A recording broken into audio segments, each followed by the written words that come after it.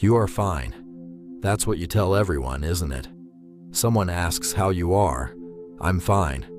Someone checks in. I'm okay. Don't worry about me. Someone notices something is off.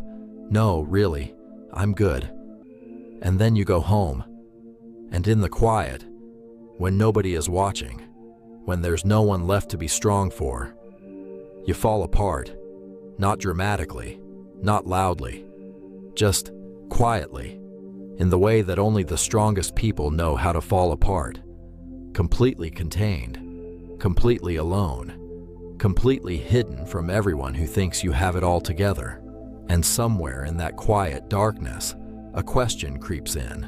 Why can't I let anyone see this? Why does being vulnerable feel more terrifying than anything else I face? Carl Jung spent his entire life studying the human soul, and he found that the people who appear the strongest on the outside are almost always carrying the heaviest weight on the inside, not because they are broken, but because they learned something very early in this life, that their pain was too much for others to hold. Stay with me, because what I'm about to share with you today is for every person who has ever been someone else's strength while silently falling apart alone. Let me tell you something about strong people. They were not born this way. Nobody comes into this world already knowing how to hold their tears, already knowing how to carry their pain in silence, already knowing how to show up for everyone else while quietly bleeding on the inside. That is learned behavior. And Jung would ask, when did you learn it? And more importantly, who taught you? Because somewhere in your story, early in your story, something happened.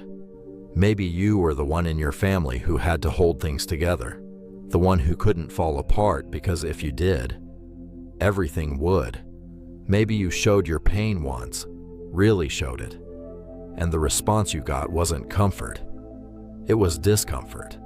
Distance, the feeling that your emotions were too much, too heavy, too inconvenient, and so you learned to manage them alone.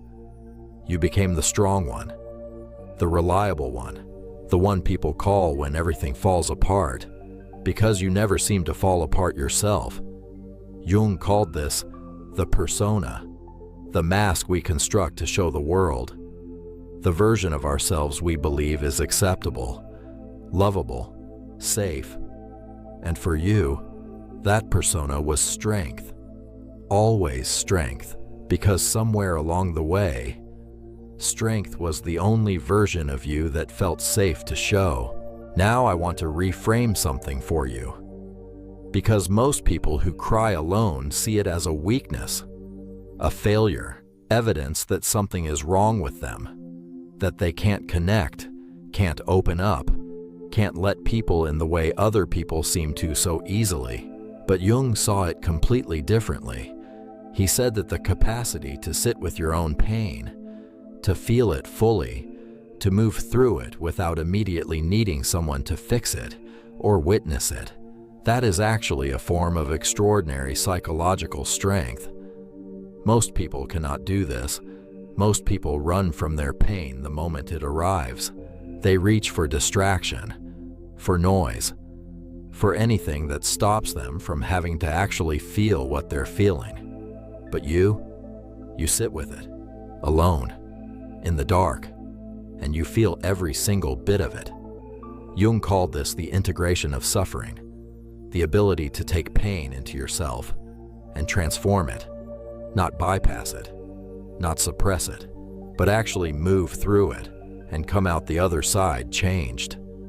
This is not weakness. This is one of the most difficult psychological processes a human being can undergo. But, and this is crucial, Jung also warned about what happens when this becomes the only way you process pain, when strength becomes a prison, when being alone with your pain stops being a choice and starts being the only thing you know how to do. Because there is a profound difference between choosing solitude to process and being trapped in it because vulnerability feels impossible. Can I tell you what it actually looks like to be the strong one? It looks like being the first person everyone calls and the last person anyone thinks to check on. It looks like listening to everyone else's problems for hours and then going home and sitting alone with your own. It looks like being described as so strong and so put together by the same people who have never once asked, "But how are you doing?" Really? It looks like laughing in public and crying in private, showing up for everyone and showing up for no one, including yourself. Jung called this the burden of the archetypal caretaker, the person who has so completely identified with being strong for others that they have forgotten they are also allowed to need. And here is the painful paradox at the heart of this. The stronger you appear, the less people think to offer you support, not because they don't care, but because you have been so consistent in your strength. They simply cannot picture you needing anything. You trained them, without meaning to see you as unbreakable, and now you are trapped inside the reputation of your own resilience, feeling everything, showing nothing, wondering quietly, in those moments alone, does anyone actually see me? Not the strong version, not the capable version, but me, the one who cries alone at night because there's nowhere else to put it. Here is what Carl Jung understood about strength and vulnerability that changed everything for me. He said, "There is no coming to consciousness without pain." But he also said something else, something that I think the strongest people most need to hear. He said that the shadow, that hidden, buried, unexpressed part of ourselves, grows in the dark. Every tear you swallow, every pain you hide, every moment of genuine vulnerability you push back down because it doesn't fit the strong version of you that everyone needs. It doesn't disappear. It goes into the shadow, and in the shadow, it grows heavier, more complex, more loaded with meaning, until one day, sometimes in the most unexpected moment, it comes out sideways, in anger that surprises you, in exhaustion that goes bone deep, in a sudden, overwhelming feeling of complete emptiness that you cannot explain to anyone because you have never let anyone see inside. Jung said, "What we resist persists. The pain you have been carrying alone is persisting, not because you are weak, but because you have been trying to be strong in a way that no human being was designed to sustain.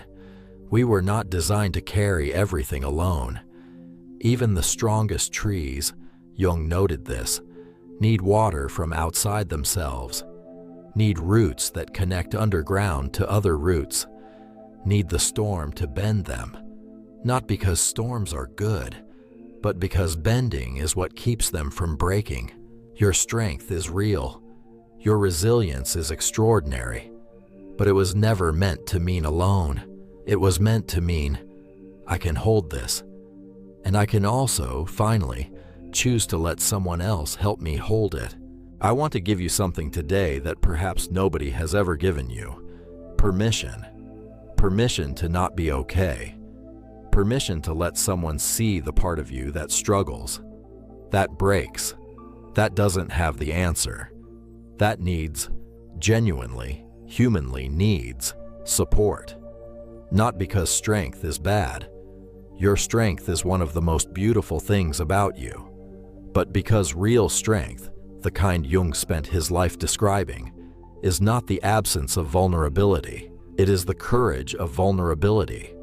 It is looking at someone you trust and saying, "I'm not okay right now," and letting that be enough, without explaining it, without minimizing it, without rushing to reassure them that you'll be fine by tomorrow. Jung said, "The most terrifying thing is to accept oneself completely, and for the strongest people, accepting yourself completely means accepting this. You are allowed to need people. You are allowed to cry where someone can see. You are allowed to lay down the weight for a moment and say, I can't carry this alone anymore. That is not weakness. That is the bravest thing a strong person can do. Because anyone can cry alone, but it takes extraordinary courage to let someone witness your pain, to trust that they will not run, to believe, even after everything that has taught you otherwise, that your vulnerability is not too much, that you are not too much. You never were. I want to ask you something before you go. When was the last time you let someone, really let someone, see you struggling?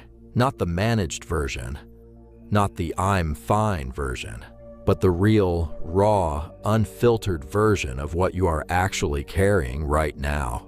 If you can't remember, this is your sign. Not to break down in front of everyone, not to suddenly become an open book to people who haven't earned that trust, but to find one person, one safe, trusted person, and say, I need to tell you something real. That one conversation could change everything. If this video reached something real inside you today, please leave a comment below. Even just these words, I needed this. Because you have no idea how many people are going to read your comment and feel less alone because of it. Subscribe to the Inner Persona for weekly explorations of healing, self-discovery, and transformation through Carl Jung's wisdom. Because you have been strong for everyone else for so long, it's time someone reminded you, you are allowed to be human too.